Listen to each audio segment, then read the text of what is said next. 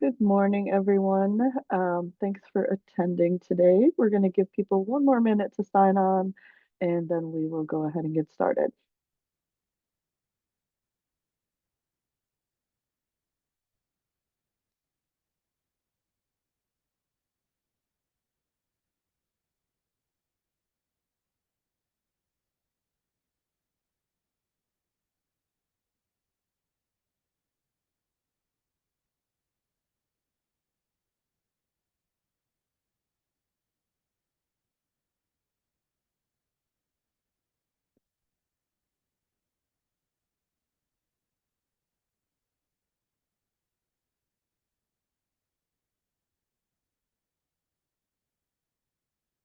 Hi, Jen. Hello. How are you? Good, how are you? Good. Hi, Steve. All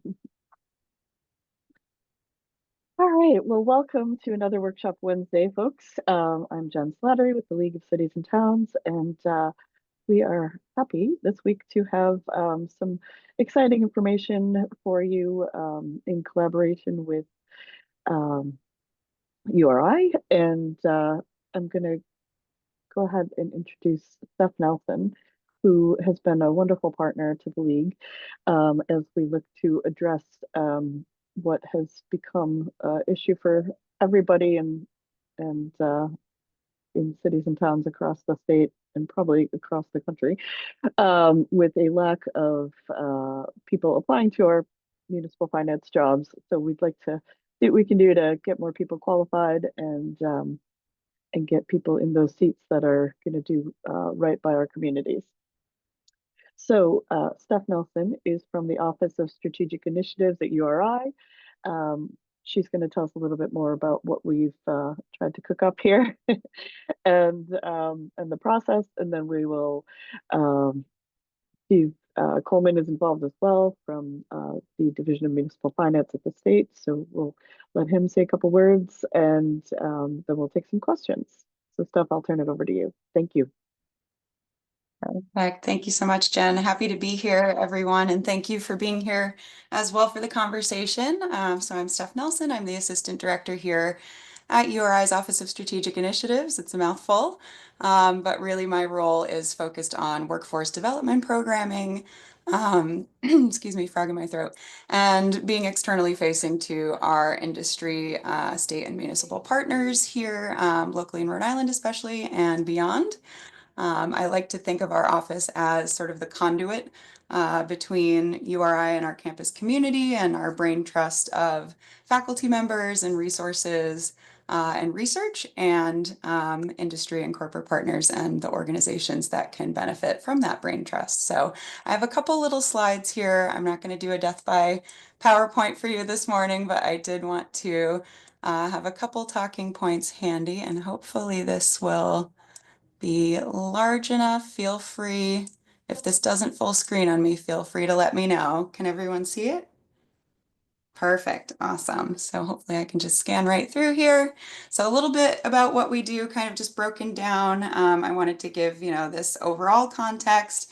My associate director, Christine Dolan, who has been with the office for, she just celebrated 25 years with URI in January. She has this wonderful slogan of "We bring URI to you" that I have adopted and used for marketing purposes now. And I've told her the check is in the mail as far as royalties for that, but I think it sums up so well what our office does. So really, we offer kind of holistic services to address, really retention issues, but with that also recruiting issues, right? Attracting talent in addition to making sure talent is optimized when they are with an organization.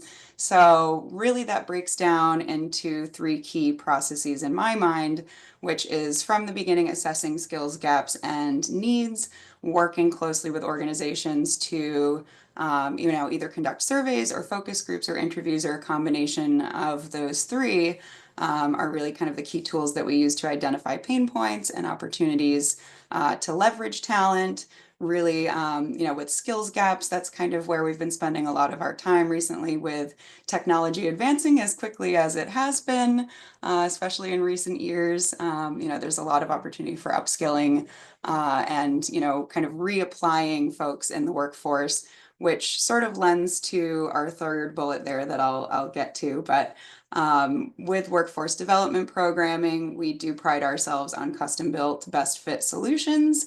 We're, as the state flagship university, really focused on working collaboratively with our partners to make sure that, we're not assigning or prescribing, asynchronous online options only, as some, universities have kind of started to move in the direction of where, there's just kind of a standard template for, say, leadership development.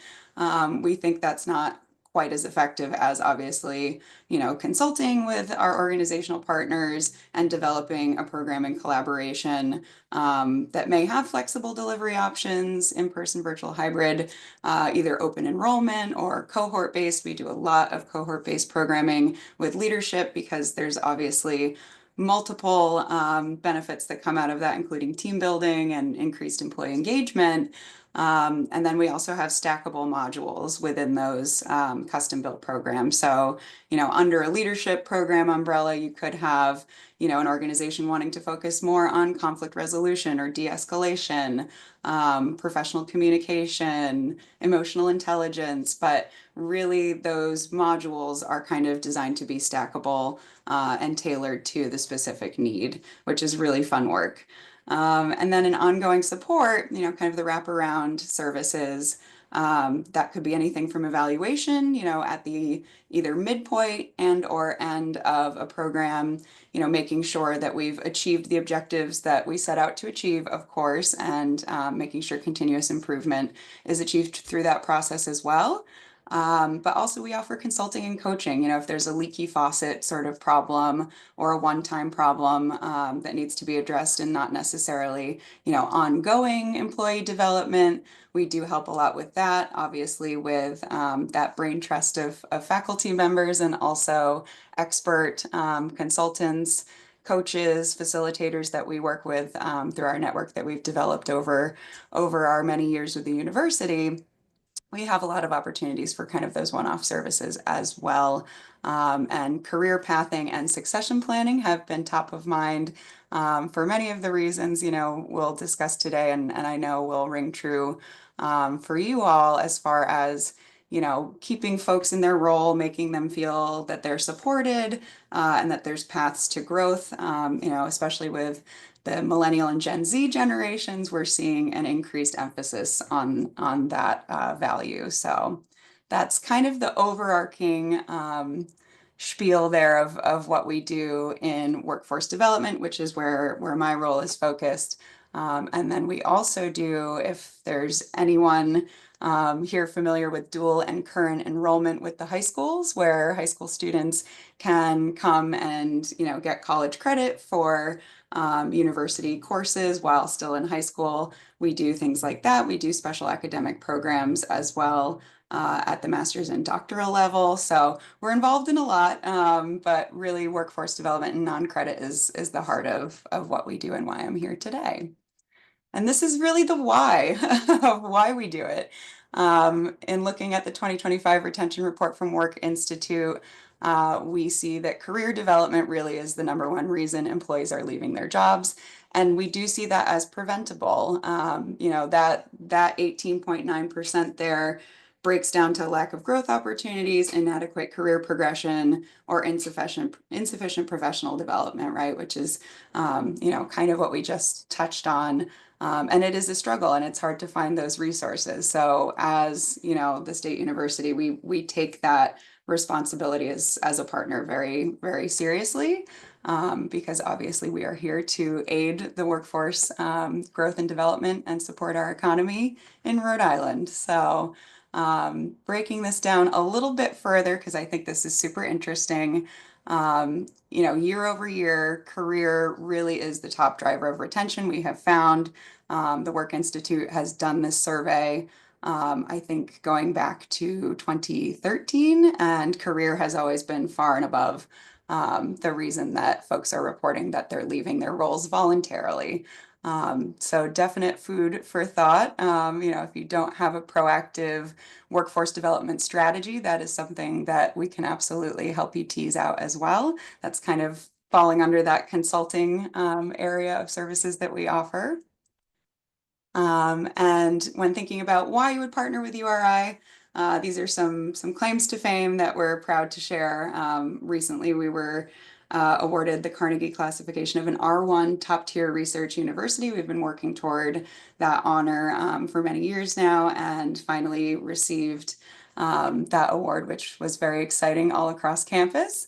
And also, the Wall Street Journal had recently recognized us as the #1 public university in New England, which we're quite proud of as well. And I think that reflects, the caliber of the faculty that we work with, our adjuncts, our consultants and coaches. Many of them were faculty and adjuncts at one point in their career. So again, really that brain trust is something that we're so excited to leverage and bring out to industry. Couple of folks here that we have partnered with or are currently partnering with on some of the projects I mentioned, especially leadership development. But I'll share our website in the chat as well, so you can kind of comb through the many different programs we do offer, everything from Lean Six Sigma certification to mental health first aid certification, to leadership, to DEI training, and everything in between. So this is just kind of a snapshot of some of our partners. I could not fit all of the logos. This is already quite a lot of logos for one page here, but that gives a good cross section, I think, of some of the folks that we work with and are proud to work with. And that's sort of the overarching, snippet of the workforce development services that we do offer. I put my contact information up here for now. I'll also share this in the chat along with the website that's here. And I know we're going to get a little more into the State and Municipal Finance Academy program that was specifically designed with you all in mind, based on, surveying that Jen had done through her office, and talking about, sort of the needs that you have. I hope to open it up to a broader conversation about, what sort of level of flexibility you would need offered through that program, because obviously it is designed with you in mind and with your workforces in mind. So hoping to open up that conversation a little bit more from now, but happy to take any questions as well.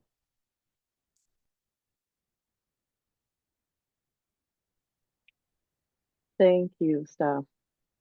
At this point, I'd love to bring Steve on board. And Steve, do you want to maybe talk a little bit about the initial conversations that you and I and others had been involved in, and how the concept of a State Municipal Finance Academy has come about? Sure, and thank you for the time. So thank you everybody for attending. A few things here. One, I gotta say that this is a selfish aspect for me specifically, having to participate in this. As we all know, it's been years and years of issues related to backfilling positions, especially in finance, and has direct impact on what we do at DMF on a daily function basis. So we've had multiple conversations with the league, the governor's office, and those everywhere in between to try to get something off the ground. But truthfully, we're never successful. However, Jen and URI through Aaron Lay had made it successful. They did the work. They put it together. They said, hey, we need to do this. And there was some support from the governor's office, and they moved forward.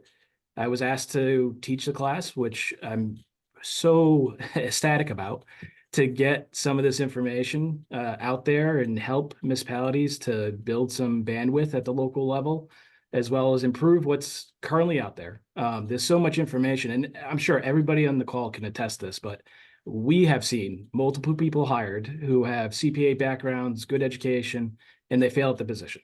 There's just so much nuance to the position, having to do with so many multiple facets, that somebody just basically learns on the job and they either excel at it or they just burn out. So I hope to cover multiple aspects that would be applicable to the finance position that they're not going to experience in school. So the whole process that I hope to achieve is to expose these students to everything, or not everything, but the most we can within the time frame to very important aspects that apply to the daily functions between schools, municipalities. Try not to have borders between the two. So we're also going to be inviting school side people as well. So I said not that much, but enough. So I'd like to just kind of open up to questions and then, see where we go from here. Absolutely. So what I will say, seeing no questions, is that Steph has put together some survey information for us. And I think that at the point in which we're at with creating this State Municipal Finance Academy, we have content, but we also want to make it user friendly. So there are elements and details that are still being worked out.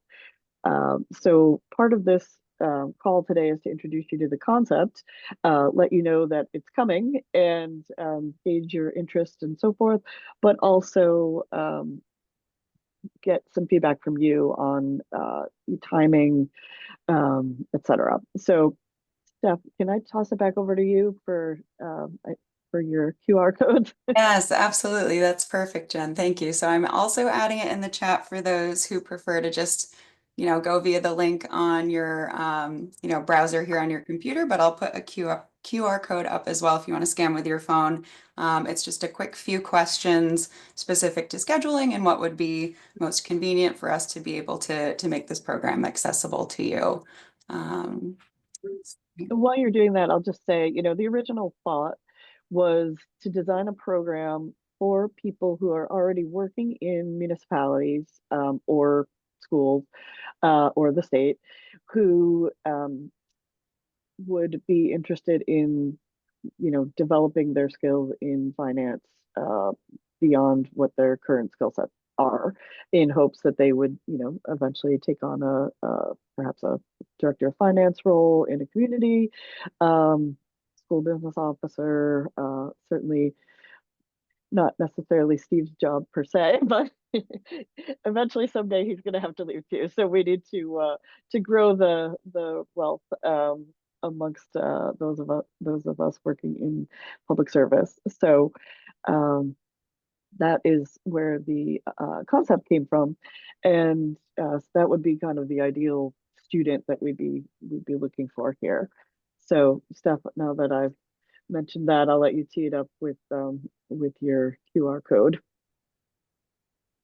Perfect. Yeah. So if you did not see the chat, or you would rather not access the link via the chat, there is a Qualtrics link. It shows in the chat for the survey here. Again, just a few quick questions, or you can use your phone to pull up your phone camera and scan the code here, and it'll come up that way. So you'll see there are some rank order questions as far as what would be most convenient to least convenient. So you can actually drag and drop those options to reorder them.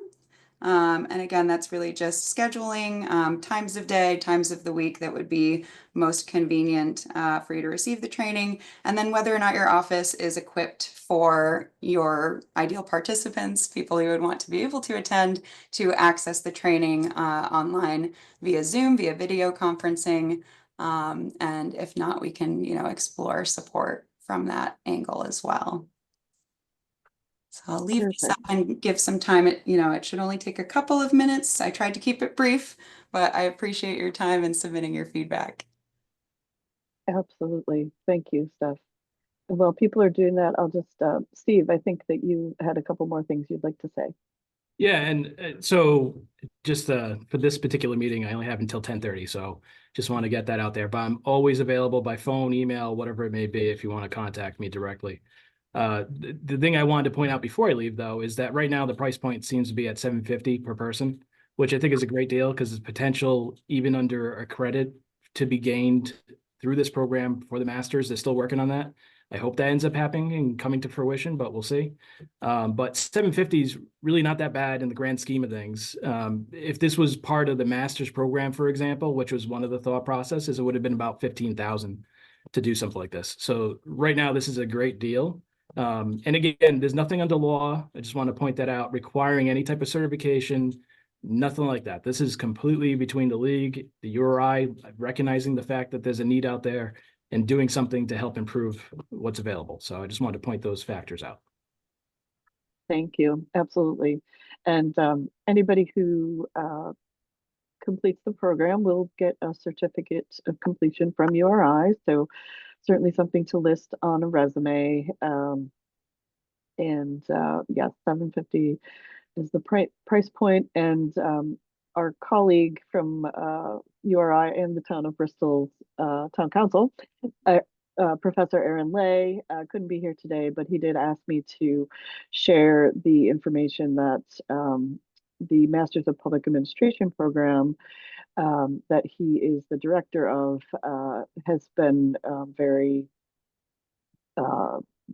involved in trying to make this as easy as possible and be able to grow their public finance curriculum and create a lot more electives for folks as they might be interested in going on to a master's program and an MPA degree, which the URI program is completely online. So it is asynchronous, which means you don't have to, you know, be at a Zoom meeting where everybody's here at the same time. You're able to kind of do your readings and do your information online. And I personally have not gone through URI's program, but I had myself done an asynchronous doctoral program, and I was a little skeptical at first, thinking, you know, how is this going to work? Is it really going to be worth it? But you do get a lot out of it, especially for folks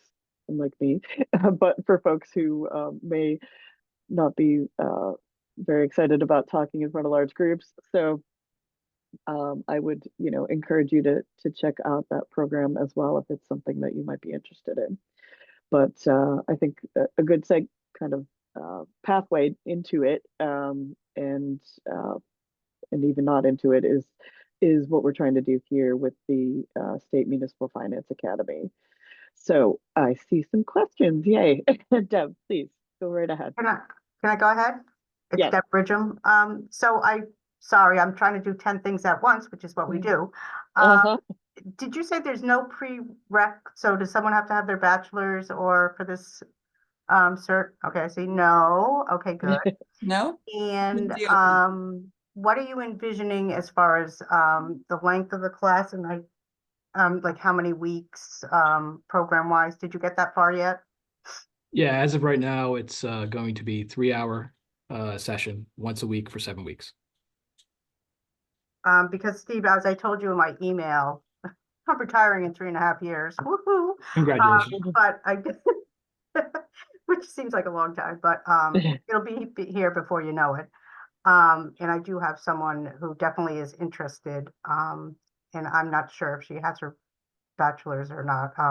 She's in HR right now, and she works for a CPA firm at another job.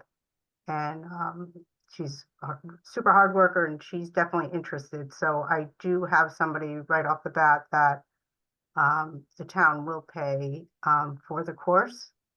We have funds set aside for training and professional development. So we'll be the first to sign on when it's all set, ready to go. Fabulous.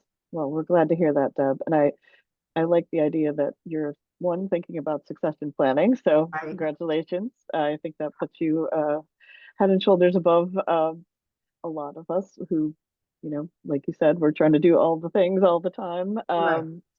But yeah, so that's great. And also it does, you know, we kind of created this for people who already are in public service, but they don't have to be. So, you know, for those of you on the call who may have colleagues, friends, family that are looking to change careers, explore these options, I think that would be another opportunity to do so through this program. That was going to be my next question too. So it will be open. Like I have a niece who actually just, she didn't want to be a CPA. She tried it and she didn't want to do that, work in an accounting firm. But she might be interested in this. You know, right now she's an analyst and it's not very exciting. So it will be open to others. Just have to get the word out. Absolutely. Yeah. And that really is the intention of the program, as Steve and Jen kind of touched on, is, really making this information available to anyone who has an interest or an inclination to come into this work. Obviously, you know, you don't know what you don't know, right? An exposure to this kind of work, through a program like this is a great way to really build up that workforce, we think. And so we're grateful to have you all here to share your input so we can make sure it's the best version of itself it can be. But certainly the intention was always for it to be open to all, as opposed to a degree granting or credit bearing program. But as Jen mentioned, there will be that certificate of completion, which is a nice little incentive. And we do digital badges as well through my office. So if anyone wanted to, spread the word on LinkedIn and share their accomplishment, we'll have those available as well. Perfect. Any other questions? You can feel free to take yourself off of mute. I think that's probably the easiest way to do this. Dave. Yeah, Jen or Steph, do you intend to put together like a little brochure or something like that we can spread around? Yes, thank you for that question, Dave. I am our sort of moonlighter marketing person on the team as well. So Okay. I do have a little one pager ready to share. I will add the pricing info on that. That's the one thing that's missing, but I'll make sure that Jen has that to circulate following the meeting, so you can kind of spread that around to your team and to the network as well. Perfect. Thank you. Thank you. Yep. Absolutely. And hopefully we've hit the right time to build in into the municipal budgets some professional development dollars for folks who may be interested as well. Also, just to point out, I'll be asking during budget disclosure if anybody's budgeting for this, just Oh, perfect. to see how that goes. Very good. Steve, any other last words from you before you have to go? No, I guess I'll say thank you for everybody and spread the word, and hopefully we have a good turnout and it ends up being a successful program. Absolutely. Thank you, Steve. Thanks for being here. The next step, we do have a question from Administrator Gould. Do we have an anticipated start time for this? Well, that's actually why we did the survey. So we will get results from the survey and share that information out as soon as any decisions have been made. Really, we can send this survey more broadly to make sure that those who weren't on the call from some of our communities who weren't able to be here are able to weigh in. And then we'll try to get that out and back ASAP, probably within the next week or so, and be able to get information back to you folks so people can be ready to roll, build it into schedules and so forth. Can I just add one thing, please? Yeah. I know in our union contracts here and where I previously worked, in the locals, they have funds put aside for education, and the person that I know that wants to grow in my place here, she's in the union, so we don't have it budgeted like under finance, or it's just part of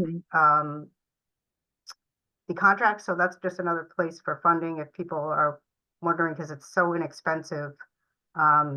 Look at the contracts and see if the even just the locals have something that they may want to grow into a position. Absolutely. That's a great point, Deb. Thank you.